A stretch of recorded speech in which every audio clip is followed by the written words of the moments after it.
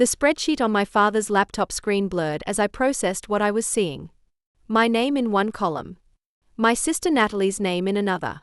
Equal amounts in both rows, $3,500 monthly. Only her column had checkmarks spanning 3 years. Mine had none. I don't understand, I whispered, my fingertips hovering over the screen as if touching it might make this nightmare real. My father's face crumpled, the lines around his eyes deepening into canyons of confusion and betrayal.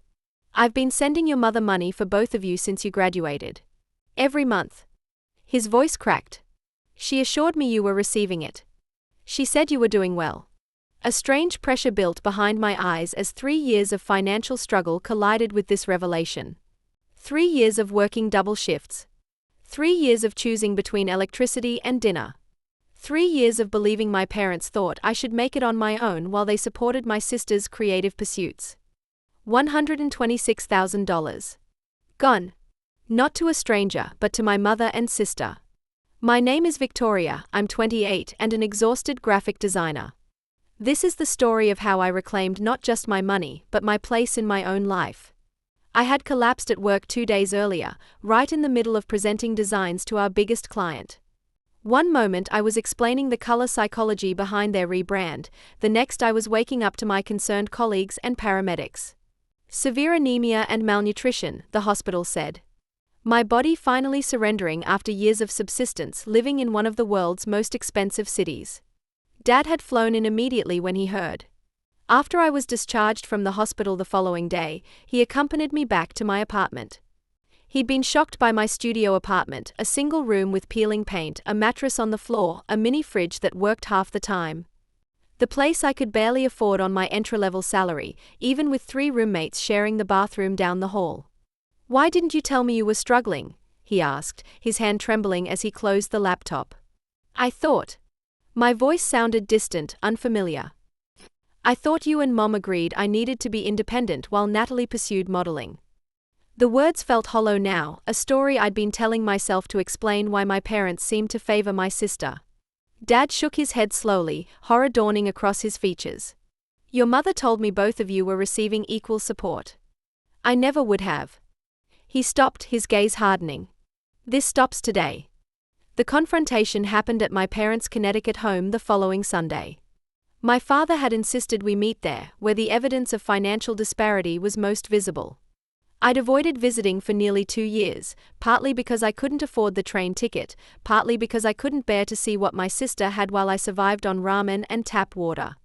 I took the train from New York that morning, using money my father had given me for the trip. I arrived to find my mother arranging flowers in the kitchen, her diamond tennis bracelet catching the afternoon light. A performance of normalcy. My father sat rigidly at the dining table, legal documents spread before him like battle plans. Natalie arrived last, breezing in wearing designer clothes that probably cost more than my monthly rent, her hair perfectly styled for what she clearly thought would be a minor family disagreement. "What's this about?" she asked, not bothering to hide her annoyance. "I have a call back at 4. "Sit down," my father said, his voice colder than I'd ever heard it. "We're discussing fraud." My mother's hand stilled on the flower stems. "Robert, that's a serious accusation. Is it inaccurate?" He slid the account statements across the table. 3 years of transfers meant for both daughters, deposited into an account only Natalie could access. The kitchen fell silent except for the ticking of the antique clock, a wedding gift from my grandmother, who had believed in fairness above all else.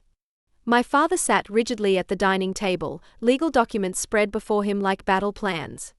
My sister's eyes widened as she scanned the papers. "Mom said this was from you. That you wanted to support my career specifically. And you never questioned why your sister was living in poverty while you took luxury vacations." I asked, surprised by the steadiness in my voice. Natalie's expression shifted from shock to defensiveness. "You have a job. I'm building a career that needs investment." "I'm building a career too," I replied. "On $32,000 a year in New York City, while you received my half of Dad's support." My mother stepped forward, her practiced smile straining at the edges. "Victoria, you've always been independent." Natalie needed. "Stop." My father's voice cut through her excuses. "You deliberately misled me about where this money was going. You watched our daughter struggle while using her portion to fund Natalie's lifestyle. He turned to my sister, whose perfect complexion had gone ashen. And you're equally responsible. You benefited from your sister's suffering, whether you acknowledged it or not. My father slid another document forward, a repayment agreement with Natalie's name at the top. $126,000 plus 3% annual interest. $2,000 monthly until it's cleared. That's impossible. Natalie protested. My apartment alone is $3,500. I can't afford. Then get roommates, my father interrupted. Get a day job. Join the real world your sister has been living in. My mother reached for the paper. Robert, this is excessive. She's at a crucial point in her career and Victoria nearly died from malnutrition while you funded Natalie's Instagram lifestyle. He pulled out his checkbook. You're writing her a check today, Helen. For the full amount. My mother's hand trembled as she wrote the check, tears smudging her perfect makeup. Natalie stared at her manicured nails, silent for perhaps the first time in her adult life. I took the check, the paper feeling surreal between my fingers. Justice had arrived late, but it had arrived. I'm sorry, my father said quietly as he walked me to my car. I should have verified. I should have seen what was happening. I nodded, not trusting myself to speak. The check in my bag felt both like victory and loss. I had my money but had lost the illusion of a fair family. I drove back to the train station and returned to New York that evening. The first thing I bought wasn't anything extravagant, just groceries. Real food that wasn't expired or on clearance. Fresh vegetables. Proteins that weren't processed beyond recognition. I stood in the checkout line with tears streaming silently down my face, the cashier kindly pretending not to notice. Next came a Betrayal bed. Not just a mattress, but a frame that lifted me off the floor, away from the dust and draft. Simple furniture.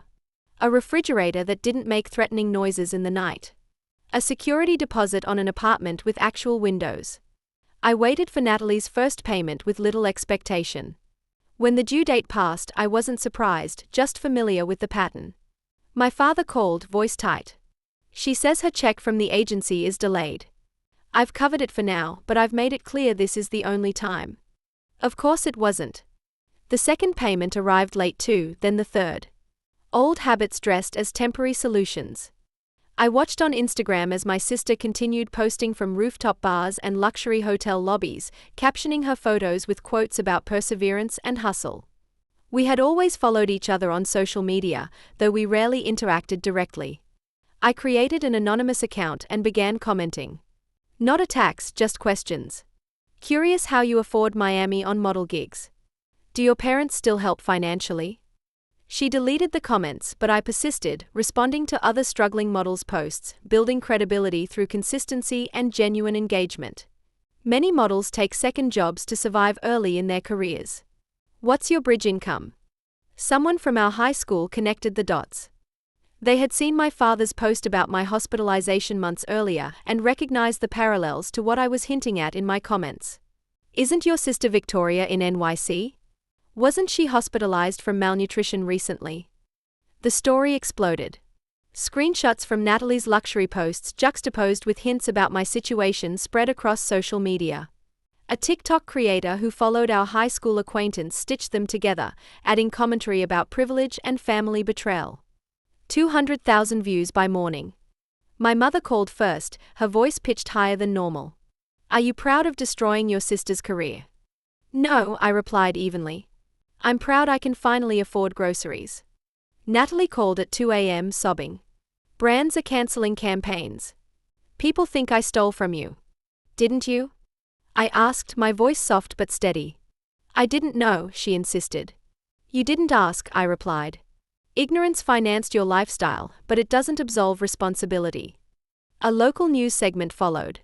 One of the producers had seen the viral TikTok and reached out to me through social media for comment. Their segment, titled Sister Starves While Sibling Lives Lavishly, used my hospital photo alongside screenshots of Natalie's luxury posts. I made tea and watched silently. The internet didn't need my voice anymore, it had done the math. Natalie posted an apology video within days. No makeup. Red eyes. Carefully chosen words about family, misunderstandings, and accountability. She promised to get a regular job, find affordable housing, repay everything. The comments split between skepticism and cautious forgiveness. The fallout moved faster than remorse. Natalie's modeling bookings disappeared within weeks. Emails arrived with corporate sympathy, "We are pausing our partnership indefinitely." My mother's calls became increasingly desperate, alternating between pleading and blame. I let them go to voicemail, silence becoming my most powerful statement. My father didn't ask me to fix anything. He asked me to dinner instead. "I've filed for legal separation," he said across the table at a quiet Italian restaurant. "Financial infidelity is documented." He slid a folder toward me, screenshots, statements, a timeline of betrayal meticulously compiled. "I believed without verifying," he continued. "I failed you by not seeing what was happening." "I kept saying I was fine," I reminded him. "You were taught to be fine," he replied, eyes bright with unshed tears. "You should have been allowed to struggle safely. We should have been your safety net, not your cliff." A month later, Natalie texted, "Got a retail job. Starting Monday. Moving in with roommates." 1 week after that, the first legitimate payment arrived, $1,500, not the full $2,000, but it was hers, not my father's. I didn't congratulate her. I simply sent a receipt. My mother demanded a meeting. She chose their house, perhaps believing familiar territory would favor her. The kitchen looked unchanged, pristine and artificial. "I made terrible choices," she began, her rehearsed speech evident in her measured tone. "I wanted both daughters to succeed. I thought time was against Natalie's career. Time was against my health," I replied. "Against my safety, my stability, my future." She reached for my hand. I didn't offer it. Natalie kept paying, sometimes late, sometimes early, always documented. My father finalized the divorce quietly, rebuilding his life around transparency and verification. My apartment gradually became a home. A rug that stayed flat. Plants that thrived in morning light. Frames holding photos I'd chosen. After the final payment arrived, zero balance, interest included, Natalie asked to meet. We walked the High Line as evening settled over the city, the winter air sharp with honesty. "I miss you," she said carefully.